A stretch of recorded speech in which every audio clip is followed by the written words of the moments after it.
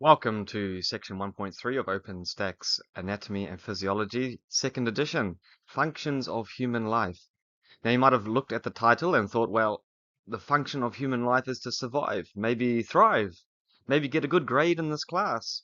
And you wouldn't be wrong, but in physiology, we're asking something more precise. What specific processes must occur continuously and simultaneously just to keep a single human being alive? The answer, as you can see on the screen, comes down to 6 core functions at the bottom there: organization, metabolism, responsiveness, movement, development, and reproduction. By the end of this lecture, you'll not only be able to list these, you'll be able to explain what each means at the cellular, organ, and organism level. So let's begin. Here's the big picture: 6 functions. Before we drill into each one, I want you to appreciate something that tends to get lost when we make these neat numbered lists. These functions don't take turns. Right now, as you listen to this, your cells are simultaneously organizing their internal chemistry, metabolizing glucose into ATP, responding to temperature changes, moving nutrients and waste products around, and undergoing developmental repair processes in whatever tissues had microscopic damage since yesterday. None of this required you to decide to do it. Most of it isn't even in your awareness. That is the extraordinary nature of physiology. So, organization number 1. Organization at its core is about compartmentalization. The body maintains distinct internal environments at every structural level, and every compartment is protected, regulated, and separated from what's outside it. Now think for a moment about your intestinal tract. This contains somewhere between 38 and 100 trillion bacterial cells, a number that genuinely exceeds your total human cell count. These bacteria are technically not inside you in the physiological sense. They live within the lumen of the gut, which connects to the outside world. The job of organization is to make sure those bacteria stay there and do not enter the bloodstream. When that barrier fails, as in sepsis, the consequences are life-threatening. At the cellular level, organization means the plasma membrane, which separates the intracellular fluid from everything outside the cell. In the chest and abdomen, serous membranes keep major organs separated: lungs from the heart, bowel from the liver, and the skin, our largest organ, is the ultimate physical barrier, protecting everything inside from the external world. Organization is not glamorous, but without it, nothing works. Okay, so now metabolism. The first law in thermodynamics tells us energy cannot be created or destroyed. It can only change your form. Your body is fundamentally an energy transformation machine. You ingest chemical energy in food, you convert it into motion, heat, electrical signals, and new biological structures. This happens through 2 complementary processes: anabolism. Anabolism, building up, takes small molecules and assembles them into larger, more complex structures. This requires energy input. So your body uses anabolism to build proteins from amino acids, store glycogen from glucose, create DNA from nucleotides. The second of metabolism is catabolism, breaking down. Now this does the opposite to anabolism. It dismantles large molecules into smaller ones, and in doing so releases energy. Cellular respiration is the most important example. Glucose is broken down into carbon dioxide and water, and the released energy is captured as ATP. And that brings us to ATP, adenosine triphosphate, which you will see in every single subsequent chapter of this course. ATP is the universal energy currency of the cell. Think of it as the charged battery. Anabolism charges the battery, catabolism uses it. Every time a muscle contracts, every time a nerve fires, every time a vesicle moves across a cell, ATP is being spent and is being resynthesized just as fast. Responsiveness is the ability of an organism to detect and adjust to changes in its environment, internal or external. External responsiveness is intuitive. You withdraw your hand from a hot stove, you move towards food when you're hungry, a cheetah pivots towards prey. These are relatively obvious examples. Internal responsiveness is where it gets physiologically elegant.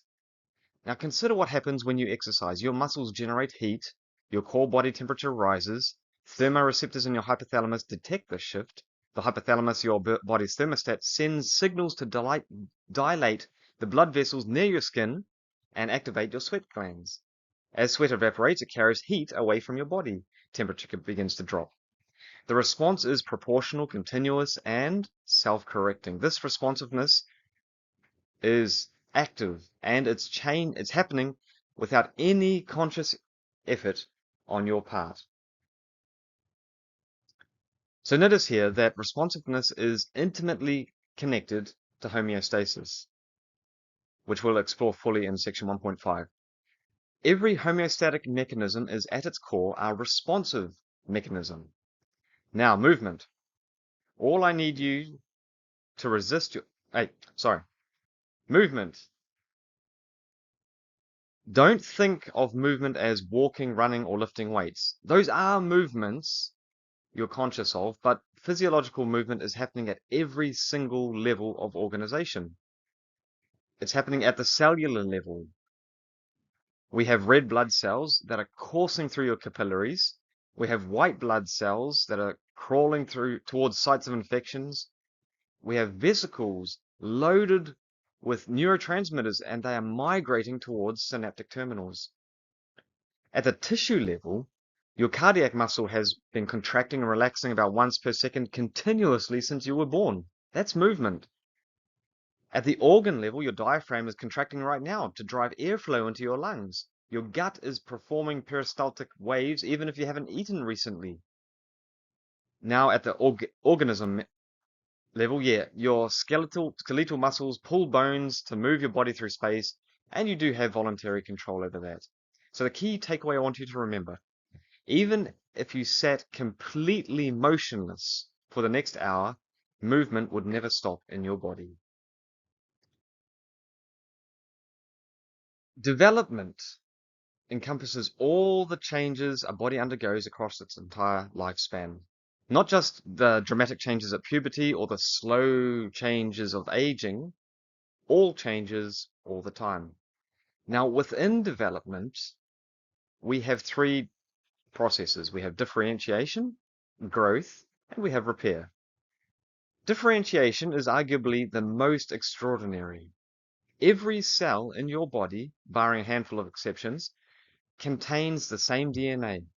And yet a liver cell looks nothing like a neuron, which looks nothing like a skeletal muscle cell, which looks nothing like a red blood cell.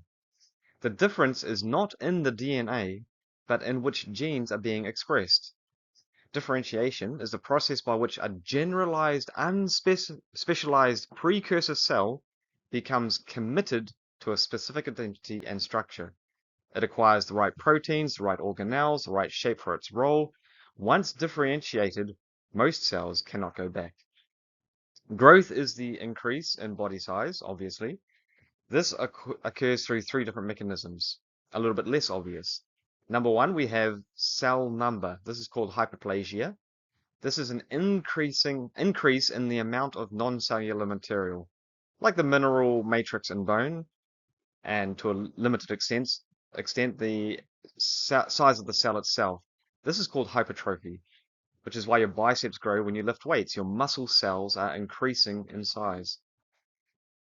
Repair is the less celebrated method of this trio, but it's constant and essential. Every day, cells sustain damage from UV radiation in the sun to mechanical stress, oxidative byproducts of metabolism. Many are replaced through controlled cell division. The liver famously can generate large portions of itself, up to 60%. You can remove a lot of your liver and it will grow back. Skin cells turn over continuously. Bone remodels in response to mechanical loading. Your body is, in a very literal sense, continuously rebuilding itself. And finally, we have reproduction. At the cellular level, reproduction means mitosis. One cell divides into two genetically identical daughter cells. This is how growth and repair happen. Meiosis, on the other hand, produces gametes, sperm and eggs, which carry half the normal chromosome count and enormous amounts of genetic diversity. At the organismal level, reproduction is the formation of a new human organism from parent organisms through the union of gametes. The textbook puts it simply, but profoundly. Because death will come to all complex organisms, without reproduction, the line of organisms would end. Reproduction is the mechanism by which the species persists across generations. It's life's answer to mortality.